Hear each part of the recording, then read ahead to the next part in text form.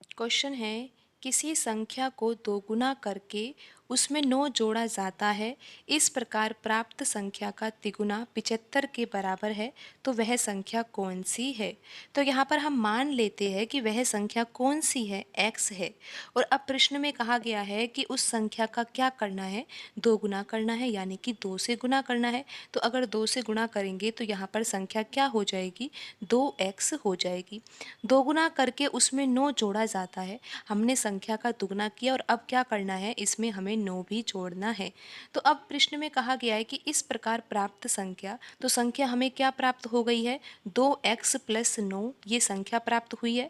हमने यहाँ पर संख्या मानी थी x का दुगना किया जिससे कि 2x आ गया, फिर उसमें 9 जोड़ा तो 9 जोड़ दिया, तो अब ये संख्या हमें प्राप्त हुई है। अब इस संख्या के बारे में बात हो रही है कि इस प्रकार प्राप्त संख्या, यानी कि जो 2x प्लस 9 हमें प्राप्त हुआ है, इस संख्या का हमें क्या करना है, तिगुना करना है, और ये किसके बराबर है, 75 के बराबर है। इस तरह से यहाँ पर प्रश्न में दिया हुआ है। आप एक बार फिर से समझ लीजिए, किसी संख्या को यहाँ पर हम x मान रहे हैं, x का हमें दुगना करना है तो हमने कर लिया 2x, फिर उसमें 9 जोड़ना है तो 9 जोड़ दिया। तो इस प्रकार प्राप्त संख्या हमें प्राप्त हो गई है 2x प्लस 9। अब इस संख्या का हमें क्या करना है, तिगुना करना है, तो 3 का गुना कर दिया, तो ये किसके बराबर आएगा, 75 के बराबर आएगा। तो अब हमें यहाँ से x का मान ज्ञात करना है, यानी कि संख्या बतानी है कि संख्या कौन सी है।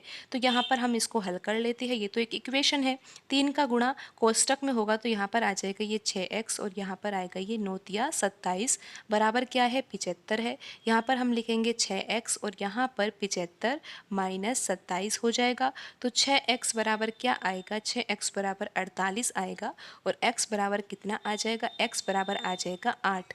और यहाँ पर कौन से ऑप्शन में 8 लिखा हुआ है, ऑप्शन बी में यहाँ पर 8 लिखा हुआ है। आप ऑप्शन से भी इस सवाल को हल कर सकते हो, लेकिन फिर आपको सारे ऑप्शन चेक करने होंगे। तो यहाँ पर अब आपको देख सकते हो कि हमारा आंसर 8 आया है, तो अब हम 8 को लेकर ही आंसर देखते हैं 75 आता है क्या नहीं। हमने संख्या क्या मानी, मानने की जरूरत नहीं है, अब हम यहाँ पर 8 को ही लेकर चल रहे हैं जो आंसर आया है। तो 8 का अगर हम दुगना करते हैं तो क्या आएगा, 16 के बराबर आएगा। फिर क्या करना है, इसमें हमें 9 जोड़ना है, तो 16 में अगर हम 9 जोड़ेंगे तो कितना आएगा, 25 आएगा। तो 25 हमें संख्या प्राप्त हो गई है। इस प्रकार प्राप्त संख्या, यानी कि जो ये 25 प्राप्त हुआ है, इसका हमें क्या करना है, तिगुना करना है। 25 का 3 गुना करेंगे तो हमें 75 ही प्राप्त होगा, और यहाँ पर दिया ही हुआ है कि 75 के बराबर है।